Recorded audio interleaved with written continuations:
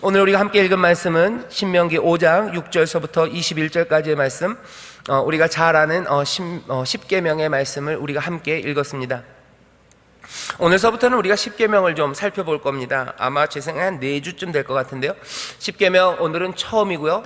우리가 알고 있는 1, 2, 3계명까지 오늘 말씀을 나눌 겁니다. 십계명은 그냥 갑자기 우리에게 숙제처럼 던져진 게 아닙니다. 하나님께서 이 계명을 주실 때는 이 계명을 듣는 하나님의 백성들이에요. 전에는 백성들이 아니었지만 이젠 내 백성이라고 얘기합니다. 이젠 내 것이에요. 내 백성이에요. 하나님이 책임지실 사람들, 또 하나님께서 영광 받으실 사람들, 하나님이 특별하게 부른 이 사람들이 정말로 복되게 살아갈 뿐만 아니라 이들이 복되게 살아감으로 하나님에게는 영광이, 그리고 이들이 복되게 살아감으로 세상 모든 민족이 복을 얻게 하시려는 하나님의 그 뜻을 이루기 위해서 우리에게 복이 되고 우리에게만 복이 되게 하는 게 아니라 모든 이들에게 복이 되게 하시려고 이 십계명을 하나님의 백성들에게 주신 겁니다. 오늘 이 말씀은 그래서 또 무슨 규칙 하나가 생기는 건가 보다라고 생각하시면 곤란해요. 따라야 되는 규칙이 생겨서 우리의 자유를 얽어매는 게 아니라 우리로 정말로 참되게 자유롭게 살아가고 하나님의 복을 누리며 살아가고, 하나님의 복을 누리는 것뿐만 아니라 많은 사람들을 복되게 하는 가슴 벅차고 충만하고 그렇게 온전한 삶을 살아가게 하시려는 하나님의 은혜의 선물입니다.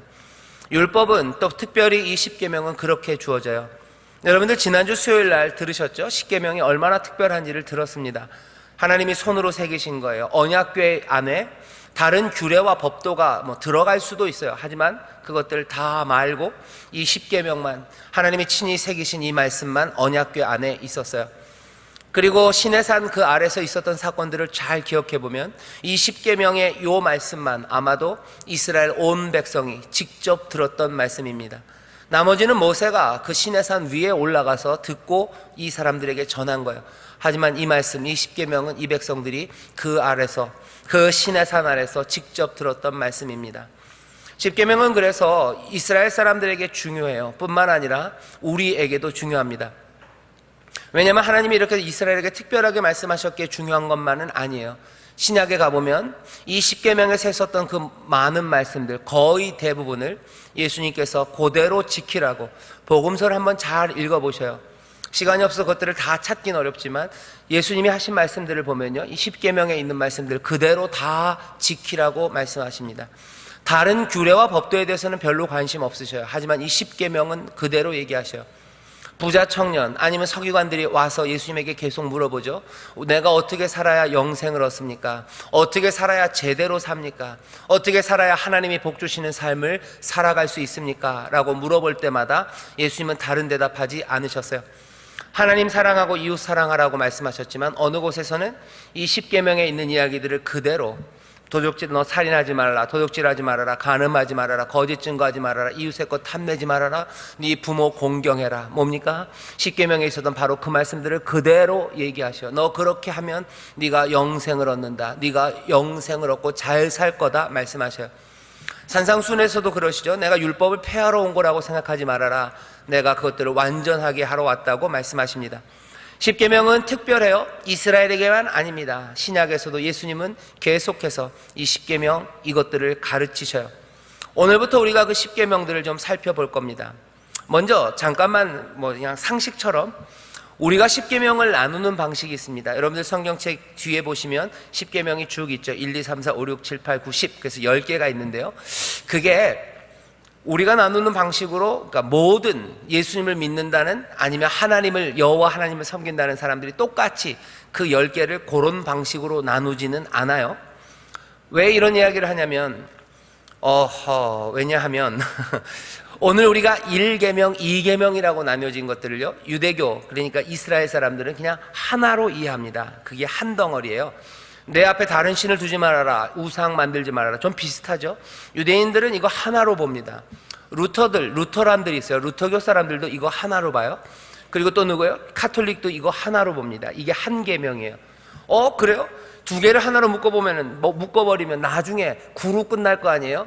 카톨릭에서는 어떻게 하냐면요, 앞에를 1, 2를 우리가 1, 2라고 알고 있는 것을, 그러니까 1번, 2번이라고 아는 것을 하나로 묶었기 때문에요, 우리가 알고 있는 그 10번을 둘로 나눠요.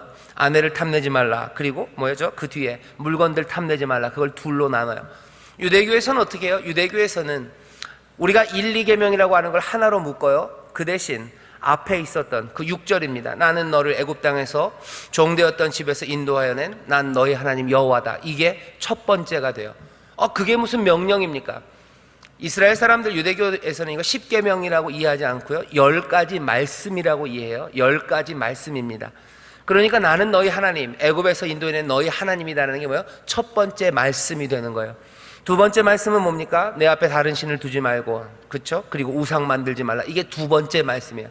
세 번째는 망령되이 내 이름을 일컫지 말아라. 이게 세 번째 말씀이에요. 말씀이라고 이해하면 10가지를 나누는 방식이 그렇게 될 겁니다. 제가 왜 이 이야기를 드리냐면요, 혹시라도 그럴 경우들이 많지는 않아요. 우리 교회 루터교를 믿는 사람들이 이 나라에 그렇게 많지는, 죄송합니다. 루터교 신자들 계실 텐데, 그런 사람들 만나서 이야기하거나 아니면 카톨릭들 만나거나, 혹시 유대인들, 유대교 사람들 만나서 10계명 얘기하실 때 그 번호를 얘기하면 사람들이 조금 헷갈릴 수 있어요. 그럴 때 여러분들 이해해 주셔요. 이게 10가지 말이기 때문에 여기 번호가 있는 건 아니에요. 지금 본문을 읽어서 보시겠지만 첫째, 둘째 이거 없죠. 그냥 10가지라고 우리들은 알아듣습니다. 이거는 그냥 다른 사람들과 10계명을 서로 이야기할 때 번호에 있어서 서로 오해 때문에 서로 싸우실 일 없다는 거, 서로 우기실 일 없다고 말씀드리는 게 첫 번째고요. 두 번째, 왜 이 이야기를 드리냐면요, 오늘 우리가 살펴볼 첫 번째, 두 번째 계명이 하나로 생각하는 게, 한 덩어리로 생각하는 게 어쩌면 우리가 이 말씀을 이해하는데 더 도움이 됩니다.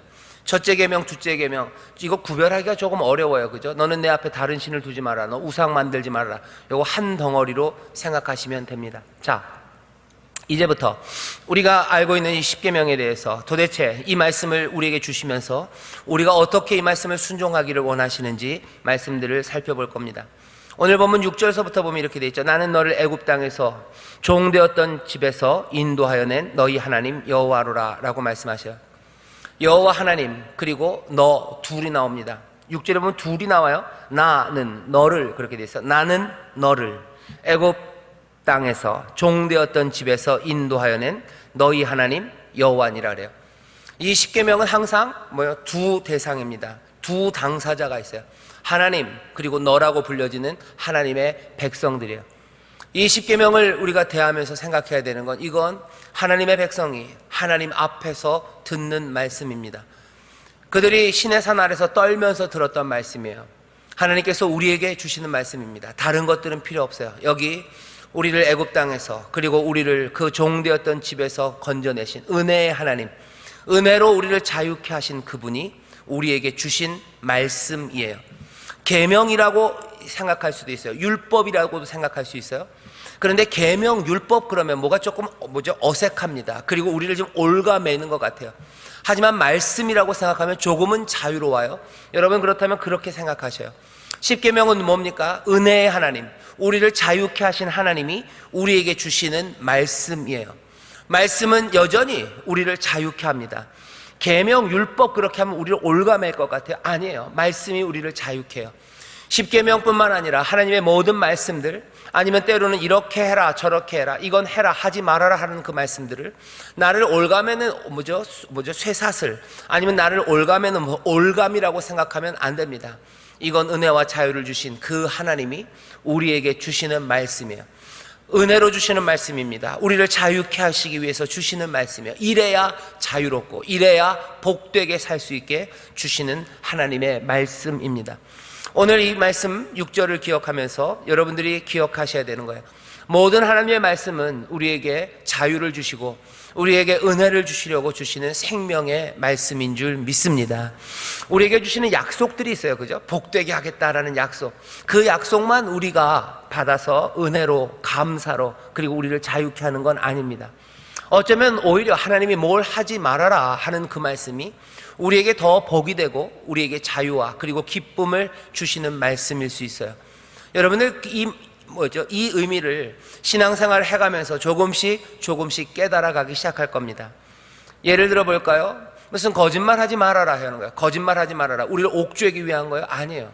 거짓말하지 말아라 하는 그 말씀을 우리가 순종하기 시작하면 우리 가운데 뭐가 생겨요? 자유가 생겨요. 우리 가운데 하나님이 주시는 은혜와 그리고 하나님이 주시는 평강과 평화가 생겨요. 사람들은 거짓말을 해야 평화가 있을 거라고 얘기해요. 꼬마들도 알아요, 그죠? 꼬마들도 거짓말을 해야 평화가 온대요. 가끔 가다가 아이고 이런 우리 애들은 없죠. 우리 애들이 엄마나 아빠한테 거짓말을 합니다. 갑자기 조용해지네요. 걔네들도 거짓말을 좀 합니다. 그래도 너무 그러지 마세요. 우리도 좀 합니다. 거짓말을 해요. 이제 나중엔 들통이 나죠. 뻔한 거짓말을 해요. 그냥 속이 다 들어 보이는 거짓말을 해요. 그럼 들통이 나요. 그럼 이제 한참 추궁하면 왜 그런 거예요? 결국은 평화를 만들려고 한 거예요. 그죠? 엄마 슬퍼하실까봐, 엄마 화날까봐, 엄마 속상해 하실까봐. 그래서 거짓말 한 거래요. 그래야지 자유가, 그래야지 복이 있을 거라고 생각하는 거예요. 하지만 아닙니다. 그래서 복이 있나요? 복 없습니다. 사실은 거짓말하지 않아야지 뭔가 좀 위태롭죠. 거짓말 안 하고 말하면 뭔가 아슬아슬합니다. 이게 그러면 깨질 것 같아요. 집안의 평화가 깨질 것 같아요. 하지만 아니에요. 하나님께서 우리에게 주신 말씀들, 그 말씀대로 따라 살아갈 때 오히려 자유와 그리고 은혜가 넘치는데, 사람들은 여전히 하나님이 주시는 말씀들, 어쩌면 계명들이 우리를 옥죄고 우리를 힘들게 만든다고 생각해요. 아니에요. 우리가 복되게 하시려고 하나님이 우리에게 주시는 말씀인 줄 믿습니다. 복을 주신다는 약속만이 아니라요, 명령 모든 것들이 그렇습니다. 예수님을 따라와라, 십자가를 지고 나를 따르라 하는 말도 우리를 괴롭게 하시려는 게 아니에요. 그게 복된 길이기 때문에 그렇게 말씀하시는 겁니다. 너희를 애굽의 땅, 애굽에서 너희를 종된 집에서 인도하여 낸 나 여호와, 나 너희에게 자유를 주고 너희에게 은혜를 주는 나 여호와가 너희에게 은혜로 주는 말이라고 이제 말씀하시는 거예요. 그러니 여기 반대편에 서 있는 너희라고 불려진 이 하나님 백성들은 어떻게 됩니까? 은혜 그 위에 또 은혜로 주시는, 우리를 자유케 하시고 또 우리를 복되게 하시려고 하시는 그 말씀을 우리는 어떻게 해야 됩니까? 영접하고 받아들이시기를 주의 이름으로 축원합니다. 기쁨으로 받으시는 거예요. 감사함으로 받는 거예요. 모세는 그 감격이 가득합니다. 신명기 뒤쪽에 가면 그런 얘기를 해요. 이스라엘아, 너희처럼 복 있는 자들이 어딨냐? 너희처럼 하나님이 가까이 하시니가 어딨냐? 너희처럼 이렇게 공의로운 법도, 이렇게 복된 말씀, 이렇게 생명을 주는 이 말씀을 가진 민족, 그런 백성이 어딨냐? 너희는 정말로 복되고 복되다고 말씀합니다. 모세의 그 감격이 우리도 가져야 되는 감격이에요. 하나님의 말씀을 받을 때 기쁨으로 받으십시오. 우리를 복 주신다는 말씀 말고, 그것 말고도 많은 말씀들, 특별히 오늘 이 십계명처럼 이렇게 해라, 이렇게 하면 안 된다 하는 이 말씀도 여러분들 기쁨으로 받으시기를 주의 이름으로 축원합니다. 7절 보면 어쩌면 본격적으로 우리가 알고 있는 첫 번째 계명이 시작돼요. 여기 7절은 이렇게 되어 있습니다. 나 외에는 위하는 신들을 내게 있게 말지니라, 이렇게 되어 있어요. 우리가 알고 있는 첫 번째 계명입니다. 나 외에는 위하는 신들을 내게 있게 말지니라. 이 말씀을 우리가 지금 들어요. 뭘 어떻게 들어요? 기쁨으로 듣는 거예요. 그리고 하나님께서, 여호와께서 손가락으로 돌판에 새기신 것처럼 이제는 우리 마음에 새겨야 합니다. 나중에 선지자들을 통해서 하나님 말씀하셔요. 내가 그 말씀을 돌판에 새겼더니 변치 않는 말씀으로 내가 친히 새겨놨는데 여전히 돌판에 새긴 것 갖고는 안 되겠대요. 그러니 이제 어디에 새긴답니까? 우리의 신비, 마음에 새긴대요. 전에는 돌에다 새겼는데 안 되겠대요. 그러니 이제 너희들 마음에 새기겠다고 말씀하셔요. 여러분들, 이 말씀도 마찬가지입니다. 성령을 통해서 이 말씀이 어디에 새겨져야 돼요? 우리의 마음에 새겨져야 합니다. 마음에 새기셔요. 마음에 새기시고 외우셔요. 그리고 그걸 입에다 달아 놓으셔요. 그리고 그 성령의 도우신 가운데 이 말씀을 놓치시면 안 됩니다. 왜? 이 말씀 놓치면 우리는 자유를 빼앗겨요. 이 말씀 놓치면 복된 삶을 잃어버립니다. 도대체 이 말이 뭔데? 이 말이 무슨 의미인데? 뭐라고 얘기하세요? 나 외에 위하는 신들을 내게 있게 말래요. 이건 분명히 누가 하시는 말씀이에요? 우리를 자유케 하신 분이, 우리에게 은혜를 주신 분이 하시는 말씀입니다. 오늘 여기 있는 나 외에는 이라고 설명되어 있는데, 나 외에는 이라는 말이 히브리어 원래 말 뜻으로는요, 그런 의미가 있어요. 나의 얼굴 앞에요. 내 얼굴 앞에 위하는 다른 신들, 너희가 위하는 다른 신들을 내 앞에, 내 얼굴 앞에 있게 말하라 하시는 거예요. 내 얼굴 앞에. 지난주에 여러분들 들었던 거 생각나시나요? 하나님이 대면하여 얼굴을 들이대고 하신 말씀이 십계명이에요. 하나님의 얼굴 앞에 누가 있어야 됩니까? 이 백성들, 너희만 있어야 돼요. 근데 내 얼굴 앞에 뭐가 있어요? 다른 신이 보이지 말게 하래요. 이 얘기 뭔가 좀 확 와닿게 얘기하면 이런 거예요. 감히 내 면전에 섭니다. 그죠? 여러분들 뭐 사극 같은 거 보면 나와요. 감히 내 면전에서, 감히 내 면전에서, 감히 내가 보는데. 그쵸? 말도 안 되겠죠. 이 사람들 애굽에서 구원해낸 하나님, 그 하나님 앞에, 그 얼굴 앞에 다른 신들이 있는 거, 그거 하나님이 감당 못 하셔요. 그거 치워버려야 돼요. 뒤에 보면 제가 얘기했죠. 첫 번째 계명, 두 번째 계명 같이 읽는 게, 우리가 알고 있는 1계명, 2계명을 그냥 하나로 생각하는 게 좋다고. 뒤에 보면 나는 질투하는 하나님이래요. 당연합니다. 질투하는 하나님이요. 내 면전에서, 내가 보는 데서요. 여러분들 이거 뭔가 좀 비슷하죠, 그죠? 바람 피우는 사람들이 있어요. 그러면 뭐라 그래요? 감히 내 면전에서. 그러면 안 되는 거예요. 그러면 우린 그런 생각, 그럼 안 보는 데서는 해도 되는 건가? 그래요. 안 보는 데서. 하나님이 보는 데서 우상을 세워놓으면 안 되고, 그럼 하나님이 안 보는 데서는 다른 신을 섬기면 된다. 되는 건가? 여러분들 그때는 생각하셔야 되는 게 있어요. 하나님이 안 보시는 데가 있을까 하는 거예요. 그러면 하나님이 보지 못하시는 곳이 있을까? 안 보이는 데가 있을까? 그 얼굴을 피할 곳이 있을까 하는 거예요. 하나님의 얼굴을 피할 곳이 없어요. 그러면 여기 내 얼굴 앞에라는 이야기는, 내 얼굴 앞에서는, 내 면전에서는 아니고 어디 뒤에서는 해도 여기서는 그러면 안 된다고 얘기하시는 게 아니죠. 이건 질투하는 하나님, 그리고 그 하나님의 그 위대하심과 전능하심, 그리고 무소부재하심을 아는 우리에게는 이건 절대적인 명령입니다. 어디든 하나님의 면전일 거예요. 하나님의 얼굴 앞일 겁니다.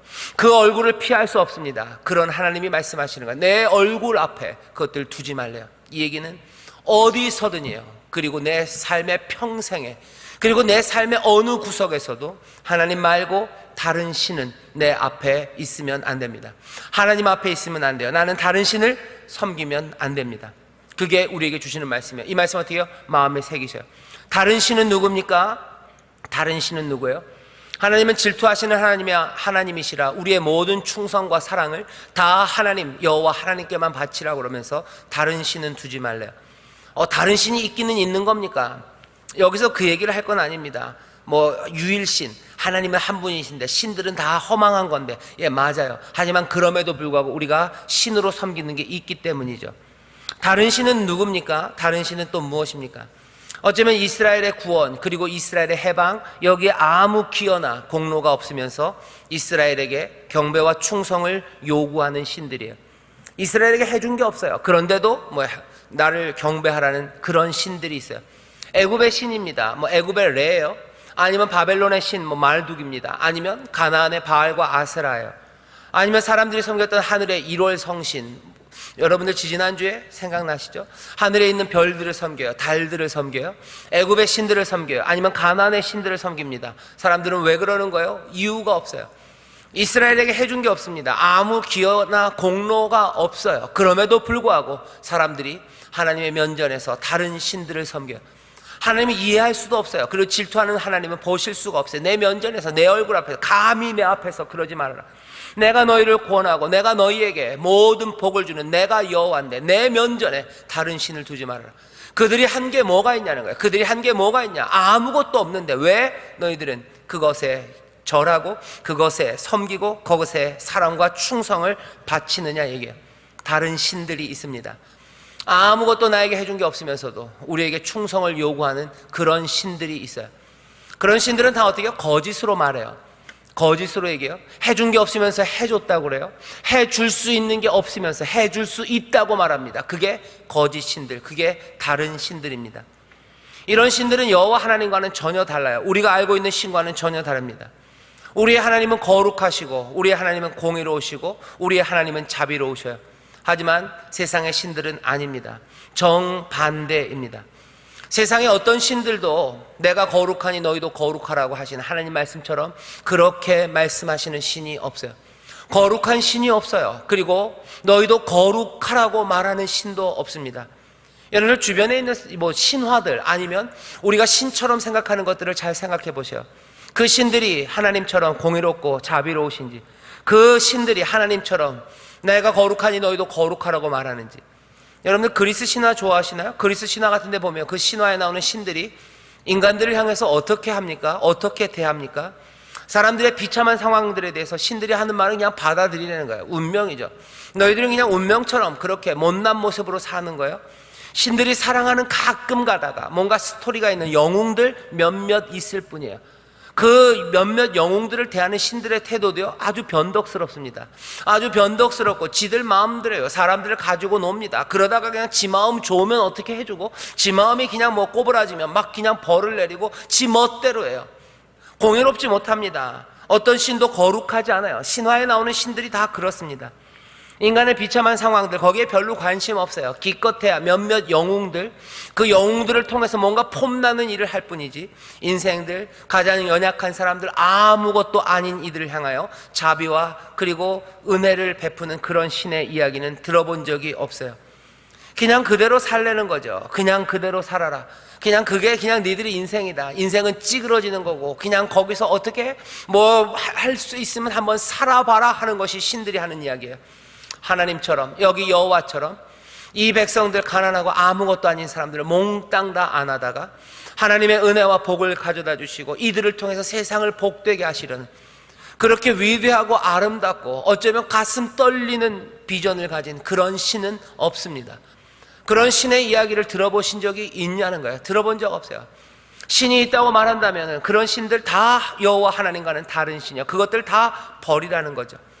앞으로 구원을 줄 수 있다고 약속합니다. 자유함을 준다고 약속합니다. 하지만 약속을 해도 주지 못하는 신들, 거짓된 신들이에요.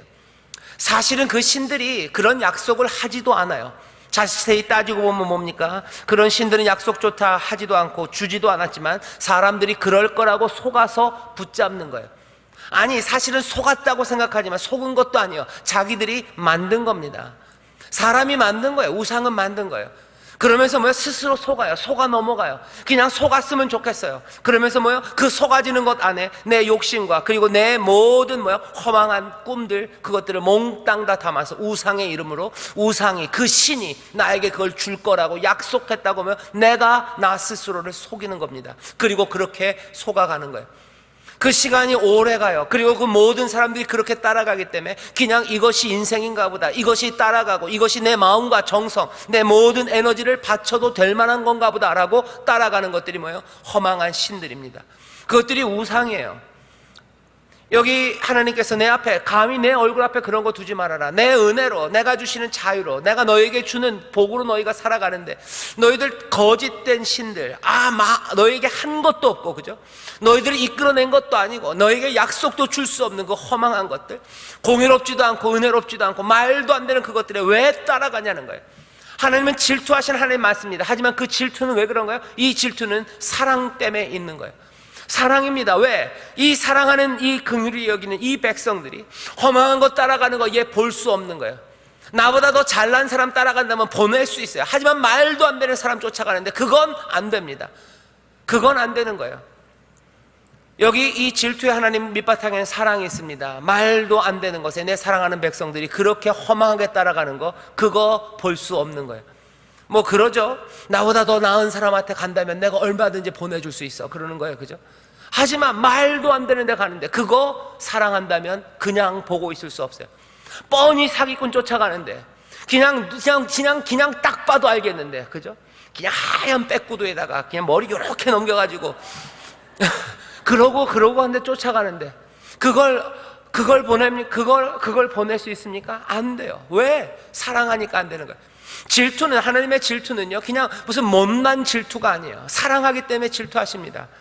이 계명을 주시는 게 그냥 하나님은 그냥 삐짐이 많고 질투가 많아서 그냥 딴 거 좋은 거 따라가는 거, 에이 못 보겠다, 아니에요. 하나님이 가장 위대하시고 가장 은혜가 많으시고 가장 사랑이 많으시고 우리를 살리시고 또 살리실 분인데 말도 안 되는 거 따라가는 그 사람들, 그거 안 되는 거예요. 그러니 그런 신 떠나가지 말아라. 그거 만들어 놓고 너희들 헤매지 말아라. 그러면 안 된다고 말씀하시는 거죠.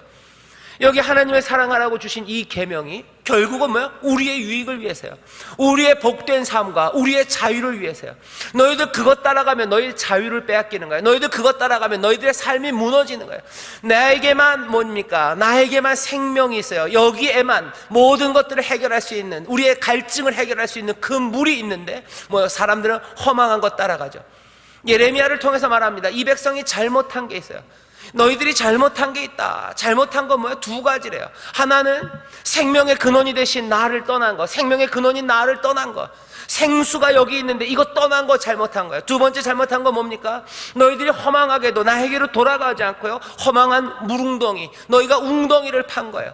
너희들이 샘을 팠는데 그 샘은 뭐예요? 터진 둑입니다. 터진 항아리예요. 터진 샘이에요.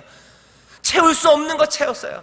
나를 떠나서 뭔가 진짜로 생명수가 있다면 그거 괜찮을 거예요. 하지만 너희들이 파는 모든 샘들은 다 터진 웅덩이, 그거 판 거, 그것이 내 백성이 잘못한 거라고 예레미야를 통해서 하나님이 말씀하시는 거예요. 나를 떠난 거 잘못한 거예요. 그죠? 하나님이 가슴 아픈 거 뭐예요? 나를 떠난 거 잘못한 거예요. 더 가슴 아픈 건 뭡니까? 너희가 터진 웅덩이 그거 파느라고 너희의 삶을 거기다 몽땅 다 쏟아내는 거예요. 허망한 것 따라서 너희의 삶을 허비하는 거예요. 생명이 사그라져 가는 거, 그거 너희가 잘못한 거라고. 여기 하나님이 질투하는 거 맞습니다. 야단치는 거 맞습니다. 하지만 그 밑바탕에 뭐 있는 거예요? 사랑이 있는 거예요. 내 사랑하는 백성이 그렇게 허망하게, 여기 생수가 있는데 목마른 광야로 바보같이 떠나간 거예요.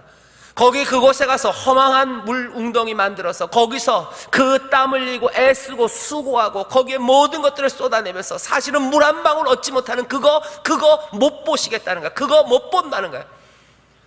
여기 십계명이 얘기하는 게 그겁니다. 나 왜 내 얼굴 앞에 왜 위하는 신들, 왜 다른 신들이 거기 있냐는 거예요.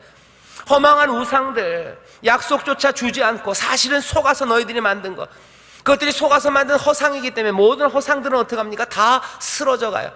뭔가 붙잡은 것 같지만 손가락 사이로 슬슬 빠져나가는 모래처럼 잡은 것 같지만 다 쓰러집니다. 물웅덩이를 판 것 같지만 거기에는 물이 담겨지지 않아요. 왜? 그것들은 다 터진 웅덩이에요. 허상들, 내가 만들어낸 것들, 헛된 것들이에요.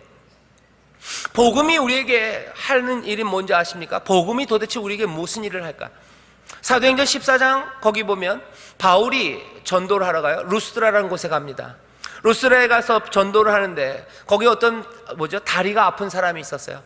다리가 아파서 일어나질 못해요. 말씀을 전하고 복음을 전했는데 바울이 보니까 이 사람에게 믿음이 보여요. 이거 신기하죠? 신기한 게 아니라 바울이 도대체 그 사람을 봤을 때 왜 믿음이 보였을까? 뭔지는 저도 감이 좀 잡힙니다. 복음을 전할 때 그 사람에게 눈빛이 달라지기 시작하는 거죠. 그죠? 계속 평생을 다리가 약해서 일어서지 못하는 사람, 그 사람이 바울을 통해서 복음을 듣기 시작해. 하나님의 은혜의 말씀을 듣기 시작해요. 그 사람 몸짓이 바뀌어요. 눈이 벌써 초롱초롱해지고요. 그리고 처음에는 이렇게 앉아있다가 어떻게 점점 앞으로 오고, 그냥 가만히 봐도 이 사람 머리카락이 막 쭈뼛쭈뼛 서는 것 같고, 뭐가 떨리고 막 소름이 쪽쪽 끼치는 게 아마 바울의 눈에 보였던 것 같아요. 그 다리 아팠던 그 사람, 일어서지 못했던 그 사람에게서 말씀을 전하는데 봤대요. 그래서 바울이 그 사람에게 말씀을 전하다가 그냥 얘기합니다. 너 하나님의 믿음이, 하나님의 놀라우신 사랑이 너와 함께한다. 너 일어나라. 그러니까 그 사람이 일어났어요. 그냥 말씀을 듣다 믿음이 생기고 일어났어요. 그랬더니 루스드라 거기 있는 사람들이 몽땅 다 신인가 보다, 여기 있는 이 사람은 제우스인가 보다, 여기 있는 이 사람 바나바는 뭐였어? 헤메, 여기 신들이 왔나 보다고 막 경배합니다. 그때 바울이 가슴을 치면서 얘기해요. 너희들 이러지 말아라. 내가 복음을 전하고 이 복음을 전하는 목적은 다른 거 아니라 너희들이 이 헛된 일들을 다 버리고 허망한 것들을 섬기는 이 일들을 다 버리고 살아계신 하나님께 돌아오게 하려고 내가 복음을 전하는 거 아니냐, 그렇게 얘기합니다. 복음이 우리에게 주는 목적은 뭐예요? 헛된 일들, 허망한 것들 버리고 하나님께로 돌아오는 거예요. 터진 웅덩이 그것 따라 살아갔던, 그거 파느라고 고생하고 묶였던 그 삶에서 정말로 생수의 근원 되시는 이곳으로, 우리에게 자유와 은혜, 복을 줄 수 없는 것에 헤매고 살아가고 묶여있던 우리들을 정말로 은혜 앞으로, 그 사랑의 아버지 앞으로 나오게 하는 것, 그것이 복음의 목적이에요. 우리가 복된 소식을 듣는 것, 예수 그리스도의 십자가의 사랑, 예수 그리스도가 우리에게 주신 생명의 말씀들, 그것들을 듣는 이유는 뭡니까? 헛된 것을 버리고 여기 생수의 근원 되신 이곳 생명 앞으로 나오려고. 우리로 길 떠났던 탕자처럼, 그렇게 작은 아들처럼 허망한 것 쫓아갔다가 이제 은혜의 아버지 앞에 나와서 그 잔치자리, 그 풍성한 삶을 누리게 하려고. 그게 복음의 목적이에요. 복음을 듣는 이유가 그렇습니다. 십계명 이거 마찬가지예요. 십계명 이것도 하나님의 말씀입니다. 예수 그리스도를 통해서 우리에게 전해주신 복음, 하나님의 말씀입니다. 말씀이 갑자기 변합니까? 아니요. 하나님 영원토록 동일하셔요. 예수 그리스도 어제나 오늘이나 영원토록 동일하셔요. 은혜의 하나님은 지금도 그래서 부르셔요. 여기 호렙산 아래서만 여기 모압 광야에서만, 예수님 그 벳세다 들녘에서만 아닙니다. 지금도 하나님의 은혜는, 그 말씀, 복음은 똑같은 일을 우리에게 요구하셔요. 이거 요구는 다시 말씀드릴게요. 우리를 얽어매려는 요구가 아니에요. 우리를 힘들게 하고 괴롭게 하려는 게 아니에요. 우리를 살게 하시려는, 그래서 복음입니다. 복음은 뭐라고요? 우리를 헛된 것에서 어디로? 살아계신 하나님께로 나오게 하는 거예요. 이 말씀은 그래서 어떻게 됩니까? 마음에 새겨져야 돼요. 돌 위에 새겨서만은 안 됩니다. 돌 위에 새겨놨더니 이스라엘이 어떻게 망했어요. 그러니 하나님이 이제 성령을 통해서 너희의 마음에 새기시겠대요.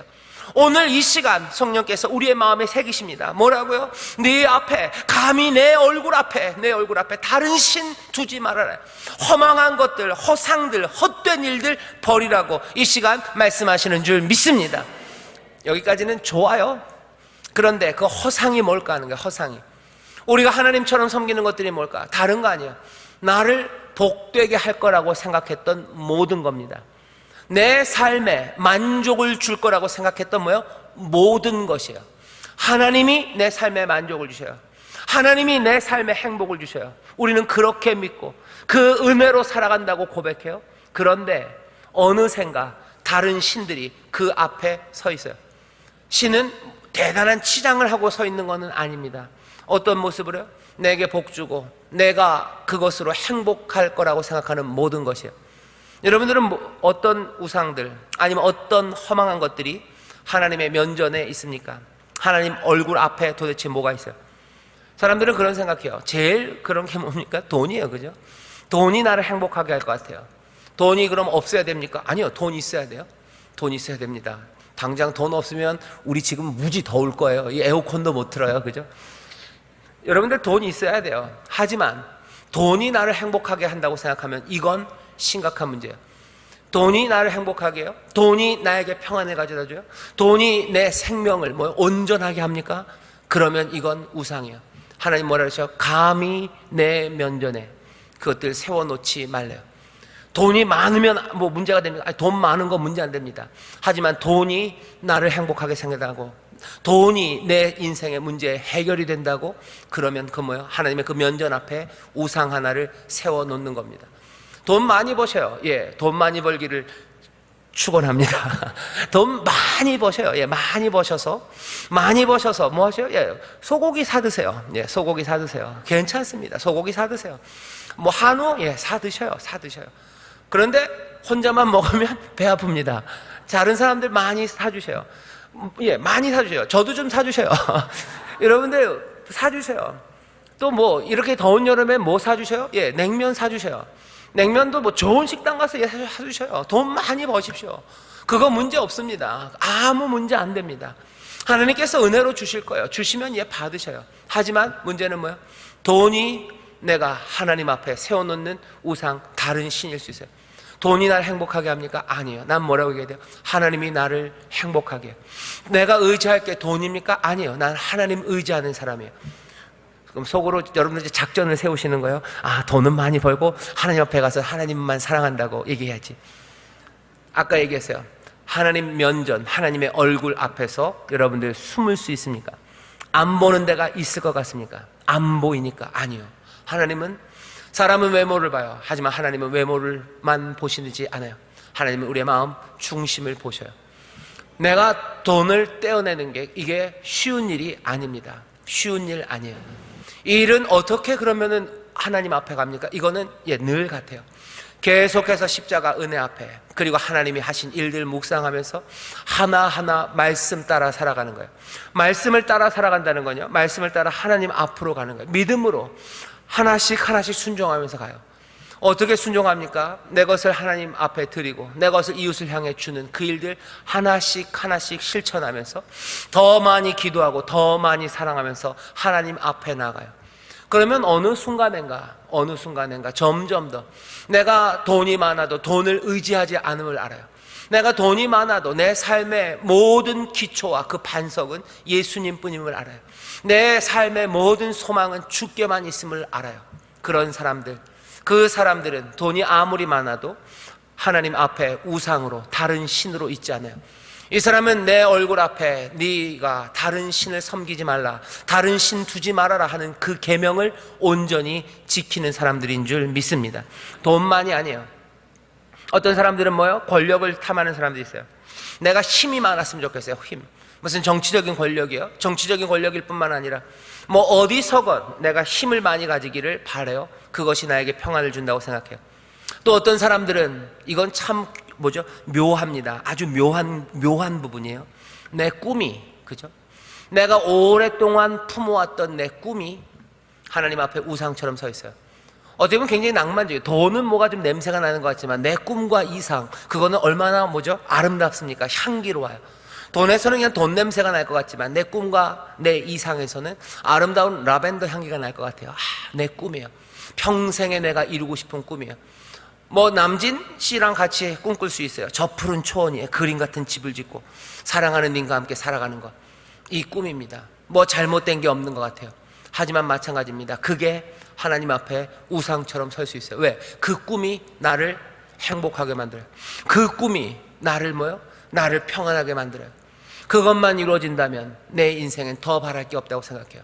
이건 뭐야? 하나님 앞에, 하나님 뭐라요? 감히. 돈처럼 돈 냄새 나는 그런 우상은 아닐 겁니다. 하지만 라벤더 향이 나더라도 그건 우상이에요. 아무거라도 무슨 뭐 라벤더 향, 요즘은 뭐예요? 요즘은 여름이니까 좀 시원한 향이 좋은가요? 뭐 시트러스 향이 난다고 해도 그건 우상입니다. 아무리 시트러스 향을 부어놓고 뭘 발라놔도 그건 우상일 뿐. 감히 내 앞에 다른 거 두지 마라. 하나님은 우리에게 모든 것들을 내어주셔. 은혜 그리고 자유함을 주셔요. 내 꿈이 이루어졌으면 좋겠다는 생각들, 그것도 우상입니다. 이게 신앙에서 부딪힐 때가 많아요. 하나님 말씀대로 살아가고 예수 따라 십자가의 길을 가는데 우리의 꿈을 버려야 될 때가 있어요. 그죠? 저 푸른 초원 위에 그림 같은 집을 져야 되는 거, 어느 순간인가 그거에 부딪힐 때가 있죠. 내 삶의 꿈, 내 삶의 이상은 뭡니까?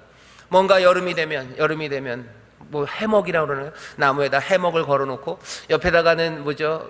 음악을 틀어야 돼요. 음악은 뭐 하와이안 음악이면 좋아요. 네네네니니 음악 나오고 뭐 옆에 무슨 맛있는 거 놓고서 나는 그렇게 여름을 보내는 게 그게 내 이상이었어요.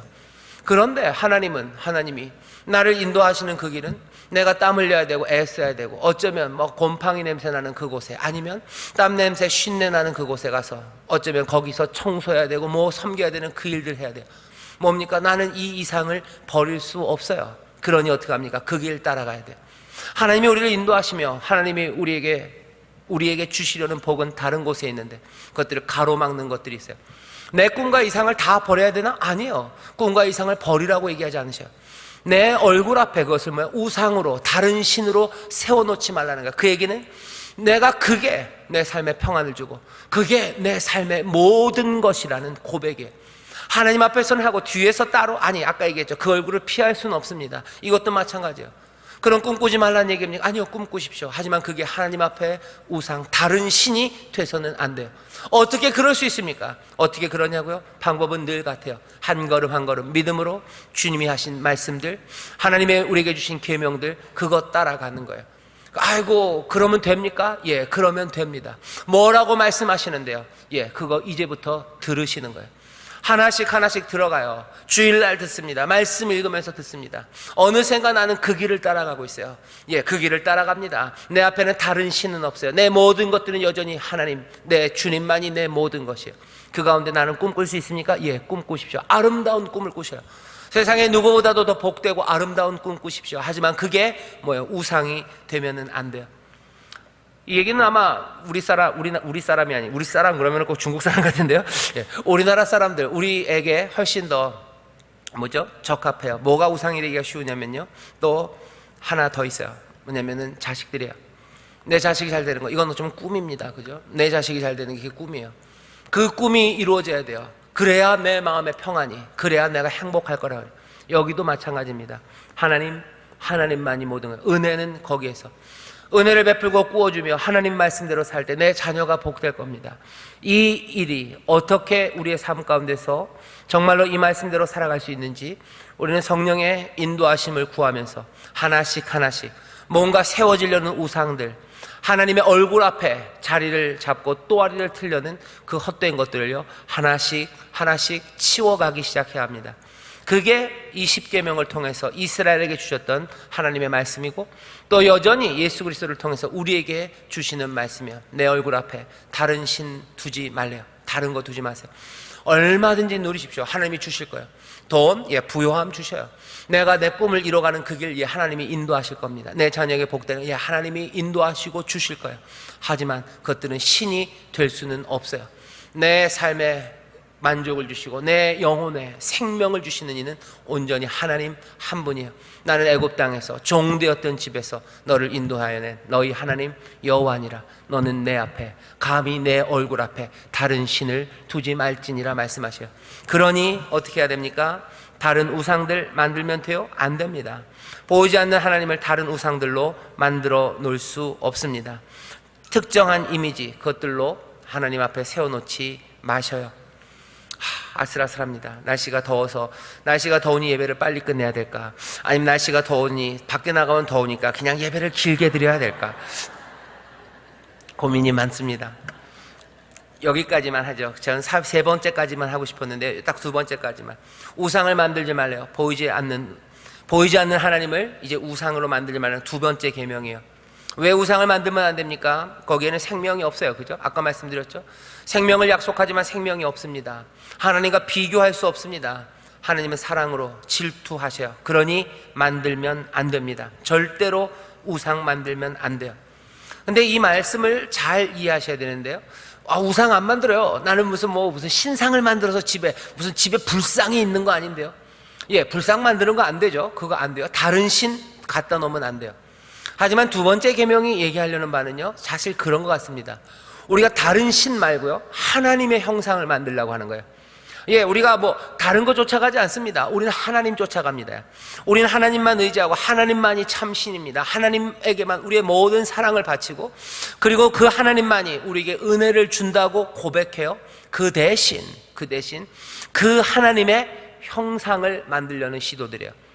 하나님의 형상을 만들어 놓으려고 해요. 하나님의 형상을 만드는 게 왜 문제됩니까? 여러 가지 이유가 있지만 한 가지만 말씀드릴게요. 왜 하나님의 형상을 사람들이 만들려고 하냐면요, 사람들은 하나님을 줄여놓고 싶어요. 축소시키려고 하는 시도들을 합니다. 하나님을 축소시키려고 그러는 거예요. 형상을 만든다는 건 내가 컨트롤할 수 있어요. 내가 아는 모습으로 만들고 싶은 거예요. 그리고 이게 하나님이다라고 말하고 싶어요. 하나님을 우리가 다 알 수 없다고 얘기하기가 싫은 거예요. 이게 하나님이다라고 말하는 거, 이게 하나님의 형상을 만드는 시도입니다. 하나님에 대해서 내가 다 안다고 말하는 순간, 그때는 우상이 되는 거예요. 하나님 자체도, 다른 신이 우상이 되기도 하지만요, 하나님에 대해서 축소시켜놔요.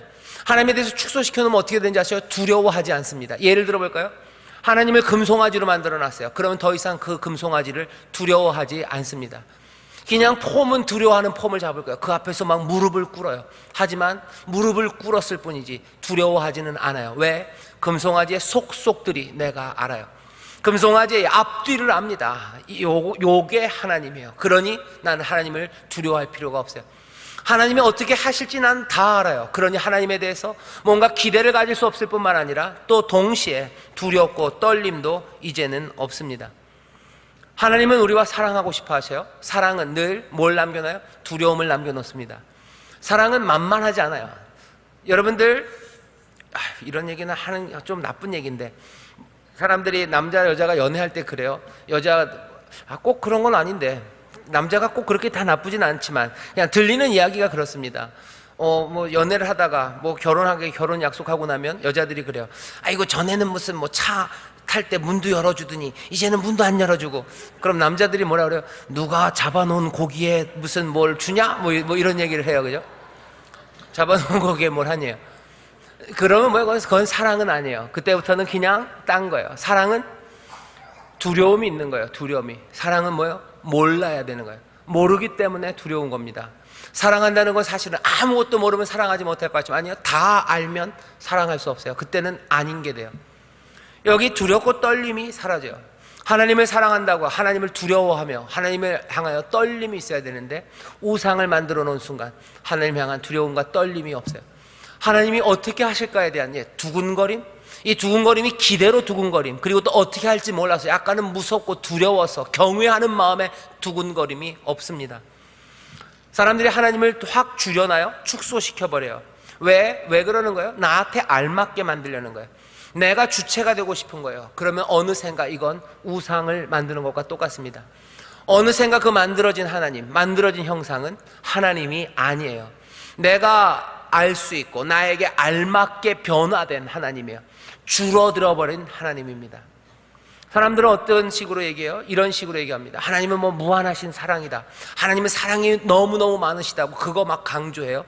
그것만 말하고 싶은 거예요. 그러면 어떻게 됩니까? 우리를 책망하신 하나님에 대해서는 생각하기 싫은 거예요. 그러니 하나님은 늘 용서하신 하나님이라고만 얘기해요. 하지만 그렇게 설명 다 되지 않습니다. 어떤 사람들은 또 하나님의 예정, 하나님의 선택 이런 거 얘기해요. 하나님은 예정하셔서, 하나님은 우리를 선택하셔서, 우리가 하나님 한번 구원하신 사람은 절대로 버리지 않으실 거라고, 유기하지 않으실 거라고 그렇게 하나님을 이해해버려요. 그리고 그것만 맞다고 우깁니다. 그러면 어떻게 되는 거예요? 한번 내가 구원받았으니 그냥 아니란 거예요. 다른 하나님의 다른 면들, 그것들을 볼 수도 없고 그리고 보려 하지 않습니다. 어떤 사람들은 하나님이 만드신 지옥만 강조해요. 어떤 사람들은 하나님의 사랑은 너무나 커서 지옥까지 다 삼켜버릴 거라고 말해요. 이런 여러 가지 하나님에 대한 이런저런 생각들이에요. 그렇게 이런 거라고 우기는 일들은 어떻게 되는 거죠? 하나님을 줄여놓습니다. 하나님을 특정한 이미지로 형상화시켜놔요. 그러면서 내게 알맞은 하나님을 만들죠. 그러면 더 이상 하나님은 두렵고 떨리지 않아요. 여기 하나님 앞에 나아가는 사람들은요, 하나님 말고 다른 신은 없어요. 그리고 또 동시에 그 하나님을 내 마음대로 어떻게 하려고 그러면 안 됩니다. 하나님에 대해서 다 알 수 없어요. 하나님을 본 사람이 없어요. 예수 그리스도를 통해서 그 영광을 보이셔요. 우리가 그 영광 따라 걸어갈 겁니다. 하지만 여전히 다 아는 것은 아니에요. 두렵고 떨림으로, 또 여전히 다 알 수 없기에 더 사랑함으로, 아직도 알아야 되는 사랑은 더 많이 남았어요. 아직도 우리가 근처까지도 가보지 못한 은혜는 더 많이 남았어요.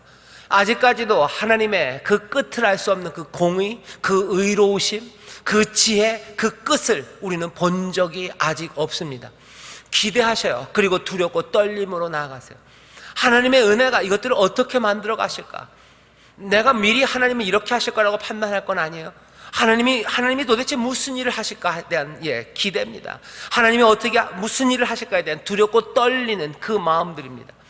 그 마음으로 살아가는 사람들이 복 있는 사람이에요. 그래야 인생이, 그리고 삶이 그냥 죽어있는 삶이 아니라 늘 생기가 발랄합니다.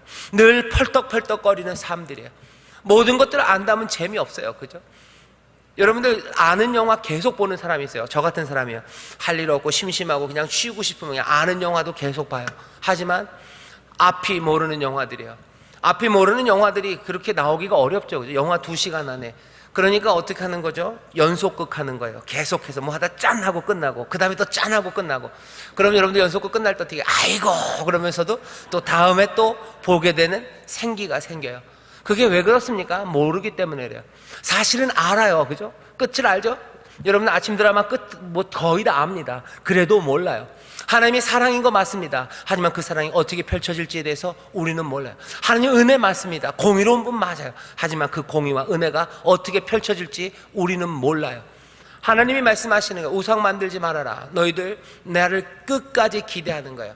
떠나가지 말라는 겁니다. 가지 말아라. 영화가 한번 끝나면 갈 겁니다. 그죠? 그냥 불 꺼지고 가는 거예요. 가지 말아라요.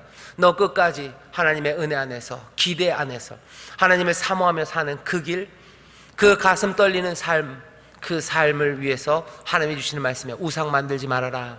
우상 만들지 말아라. 너 내 앞에 계속해서 나오려는 거예요.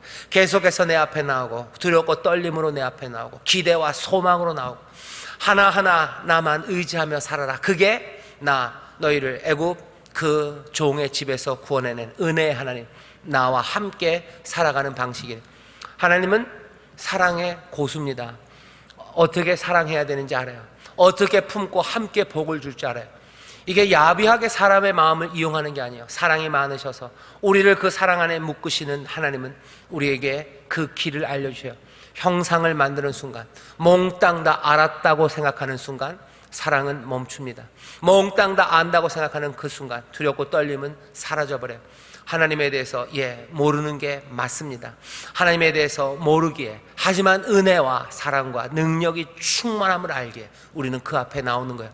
그러니 기도하는 겁니다. 그러니 간절히 부르짖고 하나님의 말씀 따라 떨리는 마음으로 한 걸음 한 걸음 걸어갑니다. 나 외에는, 오늘 설교의 제목이에요. 나 외에는 다른 신을 두지 말래요. 왜? 나 외에는 너에게 이런 은혜와 사랑과 복을 줄 이가 없기 때문입니다. 이 놀라우신 나 외에는 앞에 여러분들의 삶을 들이시고 또 그 놀라우신 하나님, 그 은혜 가운데서 복되게 살아가시기를, 그리고 이 말씀이 여러분들 마음에 새겨져서 하나님만 사랑하고 하나님으로만 가슴 떨리는 여러분 되시기를 주의 이름으로 축원합니다. 기도하겠습니다. 하나님 아버지, 감사합니다. 우리에게 생명을 주시고 복된 삶을 살게 하시려고 이 말씀을 우리에게 주시고 성령 하나님 또한 우리의 영혼 가운데 이 시간 깊이 새기시오니 하나님의 얼굴 앞에 다른 것 두지 말고 정말로 다른 우상 말고 하나님을 향한 기대와 소망, 아버지 두렵고 떨리는 마음으로 늘 하나님과 함께 동행하며 주님과 함께 동행하는, 함께하는 복된 삶, 은혜가 충만하고 자유가 넘치는 하나님 자녀의 삶을 살아가게 하여 주옵소서. 감사드리며 예수님 이름으로 축복하며 기도하옵나이다. 아멘.